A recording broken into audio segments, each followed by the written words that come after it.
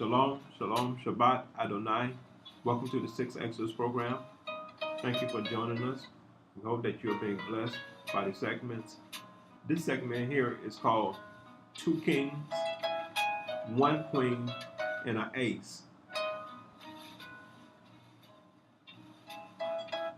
Okay, I want to start off by telling you that there's a group of people that are called Etruscans. Etruscans are people, black people, who was in Italy from about 800 BC until 264 BC. Now, these black people called Etruscans was killed by the Romans. Now, they had a lot of great things that they had did in Italy, the Etruscans, but the Romans killed them. When the Romans came into white people, Romans, when they had came into Italy, everything was already built. Cities was already built. Roads was already built. Coins, they had coins already. They had a government already established. It was already established. These Etruscans had did all these things, but the Italians, they did kill all the Etruscans. This civilization is nowhere to be found. But listen, this is an interesting story about it, is that when the Romans destroyed and killed all the Etruscans, they thought that all the Etruscans was dead, and they pursued them. And so when they pursued them, guess where they went? They pursued them, and they ended up going to Israel. They think the Israelites are Etruscans because some of the Etruscan writings are they're just like Hebrew writings. So they thought the people the Roman government or the Italians, they sent these people after them to kill them all. Romans was really adamant about killing these Etruscans. In fact, they sent them to Israel to follow them, to seek them, to destroy them. And so it brings up the next person I want to tell you about is a man named John Hyrcanus. John Hyrcanus was sent. He was what is called a Hasmonean. A Hasmonean is one of the people who was in Rome that was part of a royalty family out of Russia. They're not Hebrew. They're not royal Hebrew. They are royal family of the Roman government, of the Italian government, because the Catholic Church was not established at this time. But they was part of the family. They was family then. They didn't have a tribe of people, but they called a family. They're called Hasmonean, and they're a family. And this is the family, the Hasmonean, that John Hyrcanus was a part of. Now I want to tell you about this king who was in Israel, who made himself king and made himself high priest. Now John Hyrcanus was a Hasmonean, came into Israel, made himself king, killed a lot of people. This is also the person that the Jewish people have what they call the Maccabean War, one of their lies, and saying that this man John Hyrcanus fought in the Maccabean, one of the wars of the Maccabeans. I don't believe none of that. But nevertheless, John Hyrcanus, he was a grave robber of King David and King Solomon. He made himself high priest. And God did not call this man to be high priest over his people. And the graves that he robbed, King David's graves and King Solomon's graves, he made his picture or his face imprint on the coins that he had broken into the graves and made coins with his face on them. And they call it, these are conquests of the spoils of war. But nevertheless, the God of Israel know these things of what's going on.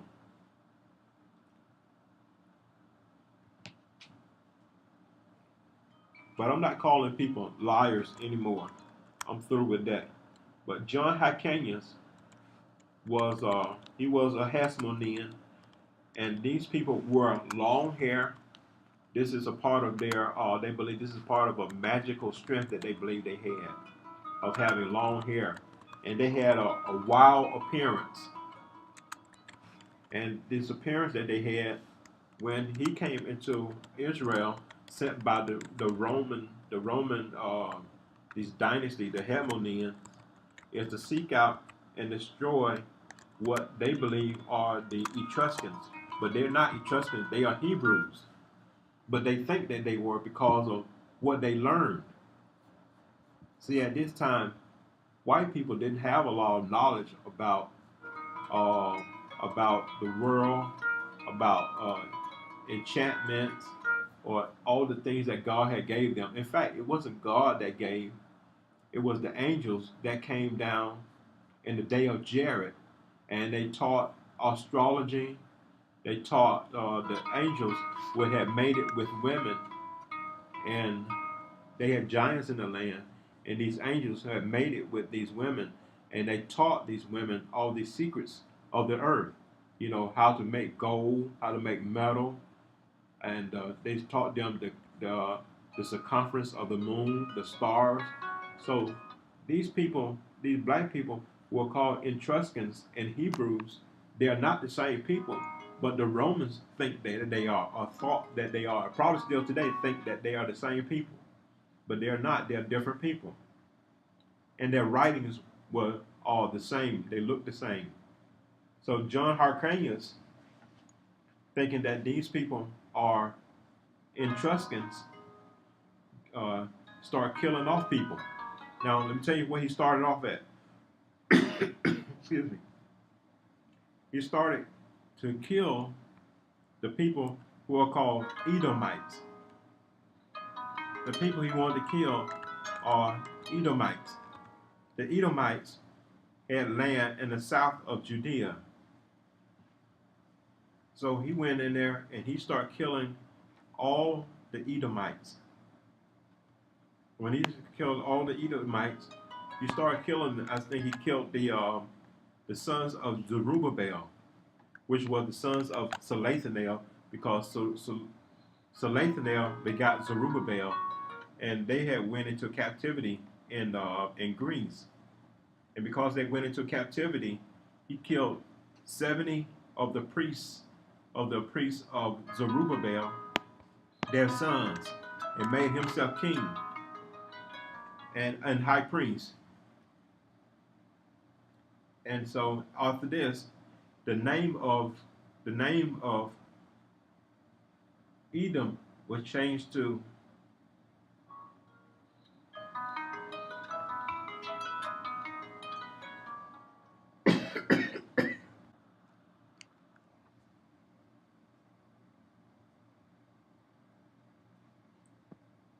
so he went, and the people are called Edomas. That's Indumas.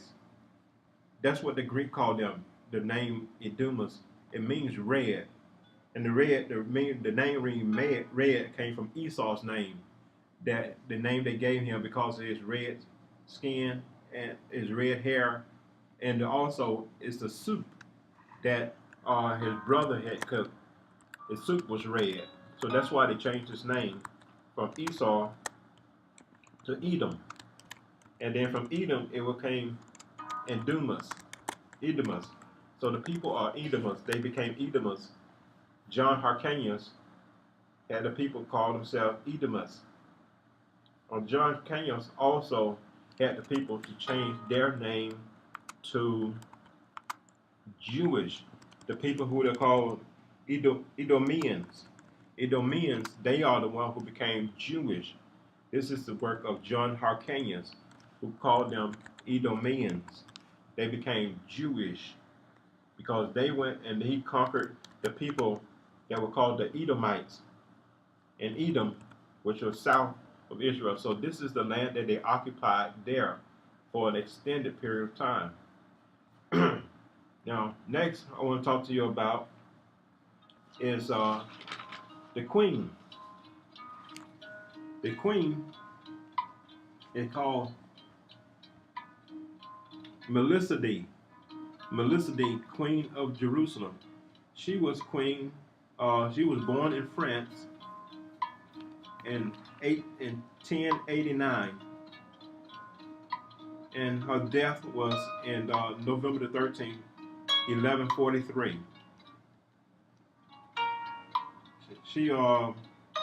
Her father-in-law was Baldwin, King Baldwin II. He was a Falkland king, came from the king of the Falkland, and they made themselves to be a part of this overtaking of Jerusalem. But after the death of John Hyrcanus, the Catholic Church set up the queen in Jerusalem and gave her and said that she conquered Jerusalem. But at this time, the Edomites and John Hyrcanus was dead, so there was no leaders there. There was no one fighting. And the black people who was there at this time, they had went to North Africa, and they was living in North Africa at this time. In fact, their land, the Umbar states, was really flourishing at this time.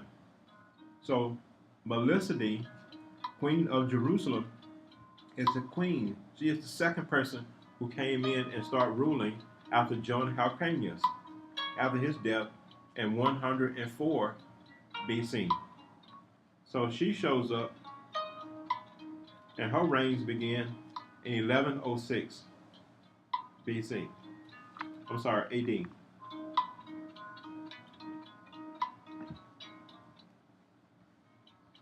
And so the Queen of Jerusalem is Melchizedek. And this is where the Catholic Crusades start, and the Turkish Wars, and then the whites wanted to have supremacy.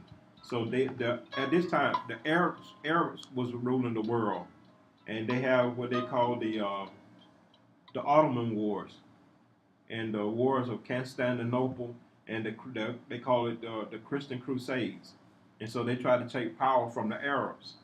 So this is during this time of Melchizedek, Queen of Jerusalem. They never tell you about these people. Now, the last person I want to tell you about is the last king. His name is Hassan bin Ali. He was the Sharif of Mecca. He was king, and he reigned from 1916 until 1924. He was the emir of Mecca, but he also was the king of Jerusalem at this time. And he reigned in Judea from 1908 until 1924.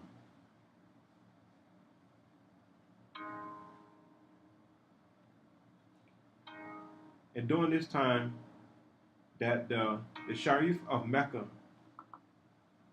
Hassan bin Ali, he was a descendant of Muhammad, and his objectives was to bring the unity of the Arabs against the Turks, and he was seeking support from Great Britain, but Great Britain had they didn't support him. He thought they was going to support him, but they really tricked him. They seduced him. King bin Ali, the Sharif of Mecca, had two sons, Abdullah and Faisal, and they was rulers of Iraq, and they had become to be great leaders themselves. Now, this is the thing about Hassan. Hassan bin Ali, the Sharif of Mecca, when he was king in Israel during this time, the British attacked Jerusalem, and they sent a person by the name of Lawrence of Arabia in to talk to the king, the Sharif of Mecca.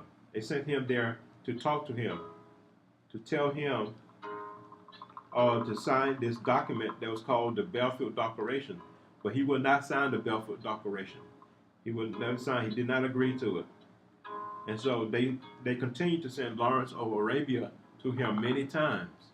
And Lawrence of Arabia made fun of him and saying that he was not a thinking man, that this is not how to do business, and these things that he reported back to, sent cables and wires back to England.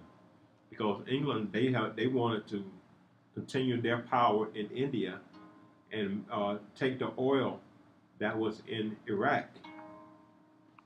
So they wanted to take the land and the property away from the Arabs. This is at this time they had what is called the Ottoman War. So the British they did attack Jerusalem, and they sent, of course, their spy Lawrence of Arabia to look at the land. And they had Great Britain had a plane. They had airplanes along with Germany. They put airplanes in the sky, and they had their General Edgar Allenby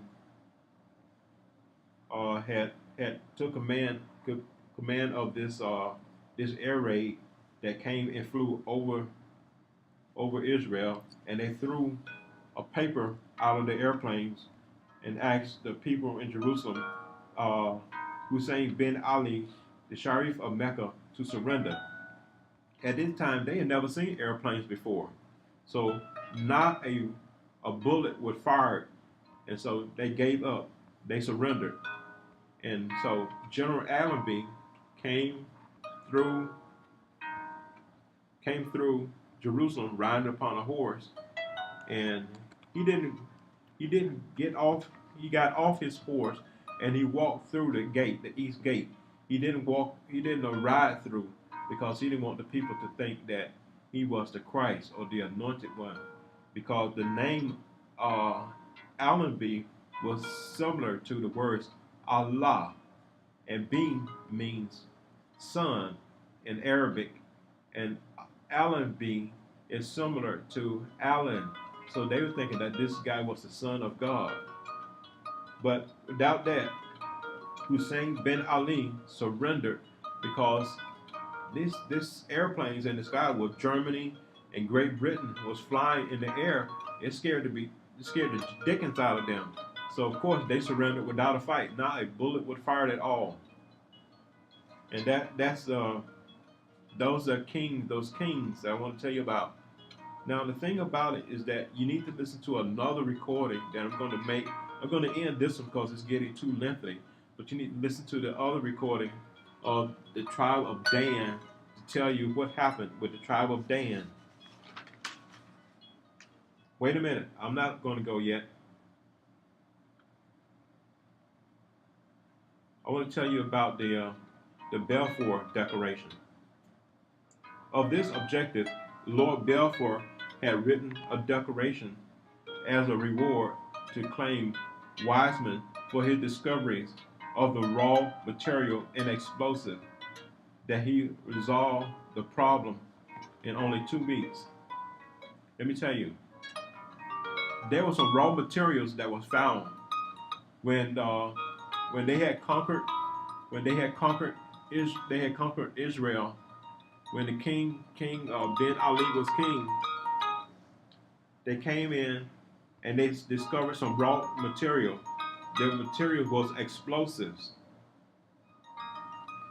and they managed to cultivate the material. It's called Butynol, Butyl alcohol explosive, or Butanol. This is the raw material that they had found that was in Jerusalem. It's a smells just like fingernail polish. This is the raw material that they had found, and this is why they Israel wanted this land so bad, and why they want it today. On December the 10th, British aircraft, flew over Jerusalem Eastern Gate and demanded surrender, signed by General Edgar Allenby. The Turks had never seen planes before, and they was frightened to fight. Ben Ali surrendered without a shot. As it was said, Allenby arrived on horseback and walked through the Jaffa Gate. There was a hole made in the gate by the German Kaiser to make a triumphant entry into Jerusalem on December the 9th. In World War I, taking Jerusalem on the 24th day in the 9th month, in 1918, Chaim Weizmann, the future president of the Jewish state, concluded a treaty with the Prince Faisal of Arabia and later Iraq. At this time, Russian Czar was dead. For them, that was freedom. To relieve the European Jewry, Germany and Austria lost the war 20 years later. There was no Holocaust. As you can see, we are here in America. The Jews are here in America. We black people, we are here. In Paris, in January 1919, it was the site of the World Peace Conference, ending World War I. Chaim Weizmann represented Zionism, and the Royal Highness Emir Faisal represented the Arab Kingdom.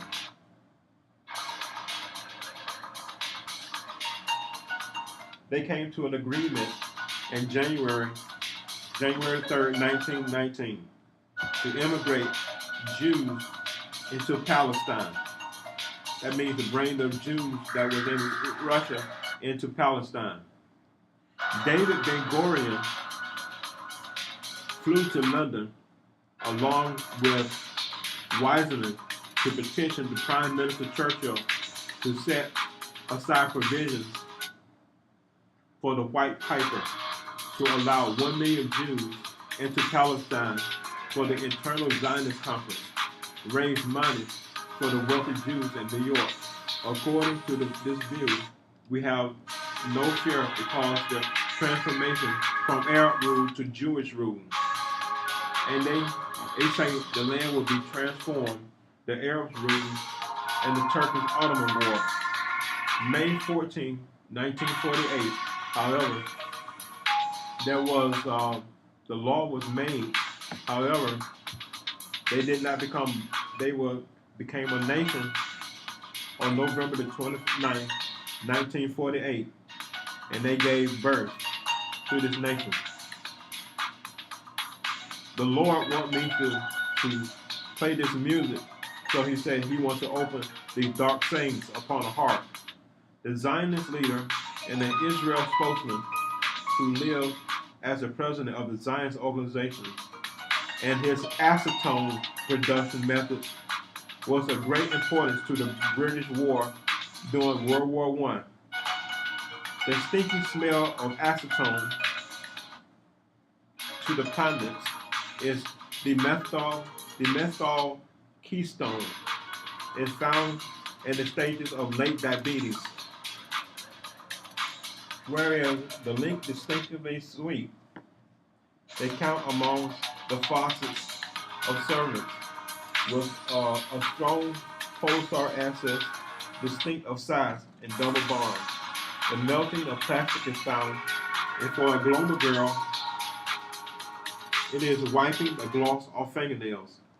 It's a story of combat zone as well altogether known as gunpowder, held always to the brigadier and also used inside of batteries, where often smashed due to the muzzle flash.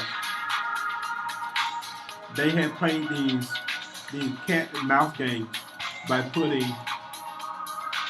acetone inside the bullets. So when the bullets were fired, the muzzle would flash where the rounds came from. And so they was able to sell even where the enemies came from. So in America, they was telling people about the guns and where they was finding, but at the same time, they were selling rounds to America. At the same time, they were selling the ideas of how to kill them because of the muzzle flash, because they had put acetone inside the bullets. So a well-rounded soldier could see the rounds when they would light up, when the muzzle flash, to let them know where it is being. So they was able to trick the Americans and sell these weapons and put bullets, these acetones inside these bullets, and so they can flare off from the muzzle flash. These muzzle flashes was the source of cause of the gun position, was lured to game of tick for tat, as well as aim shells. Acetone was used for tail lighting flares, a twist to dynamite. Unaware of these productions, other people around the world did not know that the Jewish people were using acetone for production to maybe make things from fingernail polish to weapons to rounds and bullets. All these things came from the nation of Israel, and the Jewish people used them well. This is how they became rich. Weizmann became so wealthy that he had figured out how to use acetone synthetically. And so they had a mass production. And the only people that was hating this right now is was Great Britain, because Great Britain was the one who signed the Balfour Declaration and gave them the land. And that the land was because General Appleby had captured it, but then the Jewish people turned around and had them to sign the Balfour Declaration, giving the land to them. Oh, the British people are still sick today because they have made so many dealings with the Jewish people, and the Jewish people, they really tricked them really bad. So they're not happy about these things that has been going on all these years. They're still not happy about it today.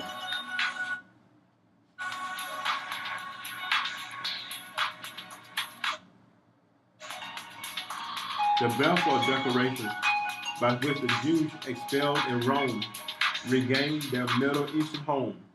And when acetone, in part, had fired them, Westerman had came at last to gain them freedom.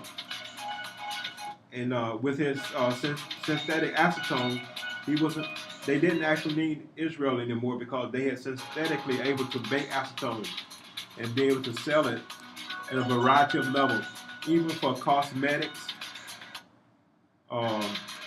remedies, home remedies, varicose veins, ankle swelling, itching, night leg cramping, even hemorrhoids. And so with this discovery that the Jewish people, this has been a secret for hundreds of years of what the Jewish people have found out. And I don't know, even England even know about it today, or what they have sold as far as the acetone